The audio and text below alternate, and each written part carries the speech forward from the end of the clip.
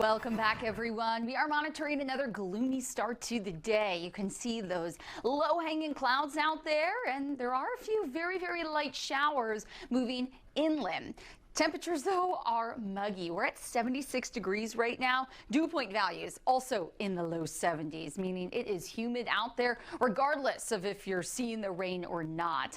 Now, I will say a lot of the heavy rain still offshore, but not ruling out some very, very light showers from Cypress to Conroe and even out toward Cleveland if you're heading up 69 this morning. Now, maybe you are planning on taking that walk out at Memorial Park. Do so early on because the chance for those scattered showers and even rumbles of thunder continue through Houston and also along our coastal zones a bit later today. But as we time out the rain for you, I will say coverage, the widespreadness that we saw yesterday, nothing compared to what we're seeing today. More isolated in nature, but hey, if you do get a cell overhead, it could be dropping a lot of rain in a short amount of time, and then some clouds roll in by late this evening. And I think rain chances likely going to be ending by about 10:30, 11 o'clock tonight, before even more rain is expected as we head into your Monday. And speaking of, there's actually going to be a severe threat. So folks that live in North Texas, really northeast Texas, through eastern Oklahoma and beyond, could be seeing a heightened tornado risk tomorrow afternoon. For us here in Houston, we have a possible 1 out of 5 risk for some stronger storms to pulse up. Main weather threats would be some stronger winds and maybe some isolated hail, but folks who live from Conroe out to Huntsville, College Station, and even out to Round Rock and points north also could be seeing those strong winds and maybe even the potential for that isolated tornado. But coming in on Tuesday, we do have a very weak front that will be moving through, so that will be bringing higher rain chances, especially to start, and even a line of thunderstorms rolling in. But as that front starts to move offshore, I do hope that we'll be drying by the second half of the day. Do not let the weather stop you from voting, though. If you haven't already, just bring your umbrella. It's going to be a very big day. Once the front clears through, we are drying out with afternoon highs back to the upper 70s. And wake-up temperatures will be in the low 60s come waking up Wednesday morning and again on Friday. Hey everyone, I'm Fox 26 Houston meteorologist Allison Gargaro. Today is Sunday, November 3rd. We are almost to Election Day. Now, I mentioned we're here in Houston, so I'm going to be giving you an Election Day forecast for Texas and all of the swing states, because I think a lot of folks are going to be wondering, is weather going to play a part in maybe people getting out to vote? I know here in Texas, you could not early vote this weekend. Friday was the last day and you got to wait till Election Day. So let's break it down for you location by location. So this is what Houston will be seen come Election Day. So again, November 5th on Tuesday. We're actually going to be monitoring a front rolling through. So there is the chance for some showers and storms. And take a look at that front that I had mentioned. Really, it's going to be late Monday night into Tuesday that it's going to be clearing through the eastern portion of the state. So we will be looking at highs mid upper 70s, some spots potentially reaching the 80s, but really it's all about what is going to be happening in the skies. And our latest models are showing likely going to be seeing the rain through the first half of the day. Now, some that I've been watching saying, hey, rain chances are really going to be dropping through the afternoon. So I think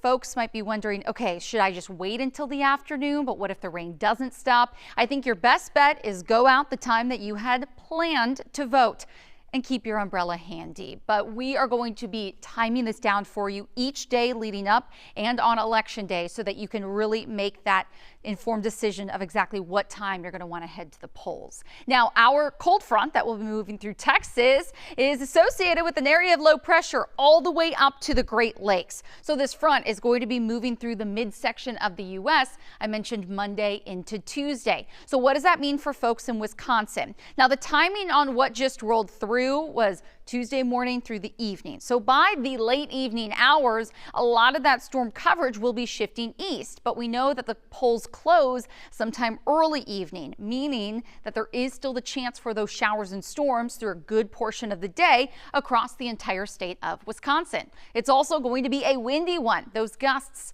up to 25 miles per hour, highs in the 60s. Now, what does that mean for folks who live in Milwaukee? Again, this is a look at what the weather will be like on November 5th. And we are looking at the chance, at least, for some rain, maybe a rumble of thunder or two, and 60s will be the name of the game. Now let's take you out to Detroit. State of Michigan, very big swing state.